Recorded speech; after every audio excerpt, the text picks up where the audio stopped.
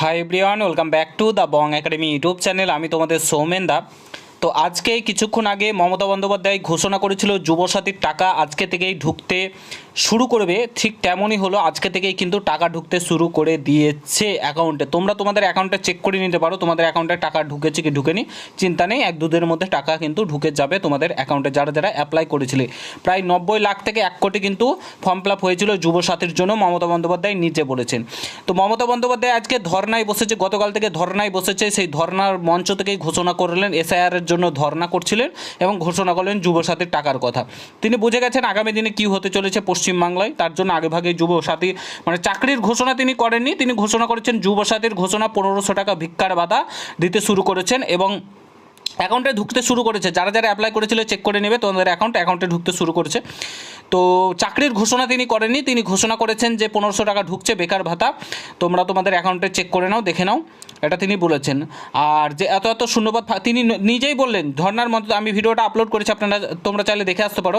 তিনি বললেন 90 থেকে 1 কোটি বেকার যুবক যুবতী রয়েছে পশ্চিমবাংলায়। 90 থেকে 1 কোটি বেকার যুবক যুবতী যারা বেকার, পশ্চিমবাংলায় 1 কোটি যুবক যুবতী বেকার বসে রয়েছে বাড়িতে, কোনো কাজ নেই, শুধু 1500 টাকা পাবে আর তারতেই তার ফ্যামিলি সংসার সমস্ত কিছু তাকে চালাতে হবে। কোনো কর্মসংস্থান নেই, কিছু নেই, যেমন কথা তেমন কাজ। মমতা বন্দ্যোপাধ্যায় ঘোষণা মাত্রই টাকা ঢুকে গেল। আর তিনি বুঝে গেছেন আগামী দিনে যুব সমাজ তাকে ভোট দেবে না, কারণ কোনো চাকরি নেই। তার জন্য তিনি আগেভাগেই প্রথমে ঘোষণা করেছিলেন 1 আগস্ট ঢুকবে, তারপরে এপ্রিলের 1 তারিখ ঢুকবে, এখন মার্চে 7ই মার্চ ঢুকবে। তো বুঝতে পারছো খেলাটা কোন দিকে গড়িয়েছে। তাও যুব সমাজ জানে কোনটা কি করতে হবে না করতে হবে। তো যাই হোক, প্রত্যেকের জন্য খুশির খবর যেটুকুন পাচ্ছ।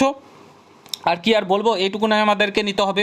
আমরা পশ্চিমবাংলায় জন্মগ্রহণ করেছি, তো আমাদের পশ্চিমবাংলায় মরতে হবে, বাঁচতে হবে, সমস্ত কিছু করতে হবে। আর এই মুখ্যমন্ত্রীর ভাষণ শুনতে হবে। এসআইআরের জন্য ধর্ণা মঞ্চ আর মানে ঘোষণা করছেন এই যুবসাথীর জন্য। তাহলে ভাবো, তিনি বুঝে গেছেন তার যে আইপ্যাক দপ্তর রয়েছে সেখানে তাকে বলে দিয়েছে যুব সমাজ তাকে ভোট দেবে না, তার জন্য আগেভাগে টাকা ঢুকেছে। যতই তিনি যাই করুক, চাকরি যদি নো রিক্রুটমেন্ট নো ভোট, অর্থাৎ নোটিফিকেশান যদি না বার করে তাহলে তিনি ভোট পাবেন না, এটা স্পষ্ট। নোটিফিকেশান বার করুন, তারপরে আমরা ভোট দেবো, না হলে কিন্তু ভোট আপনাকে দেব না, এটা একদম স্পষ্ট। একটাও কোনো নোটিফিকেশান নেই। ভোটের আগে একটু তো আশা থাকে যে কোনো নোটিফিকেশান বার করবে, ভোটের আগেও যদি আমরা নোটিফিকেশান না পাই, ভোটের পরে পাওয়ার কোনো আশা থাকবেই না। এই সরকার থাকলে তো পুরো যুব সমাজ শেষ হয়ে গেছে, আরও শেষ হবে। যাই হোক, ভিডিওটা শেয়ার করবে, টাকা ঢুকতে শুরু করেছে তোমাদের অ্যাকাউন্টে, দেখে নেবে, ঠিক আছে।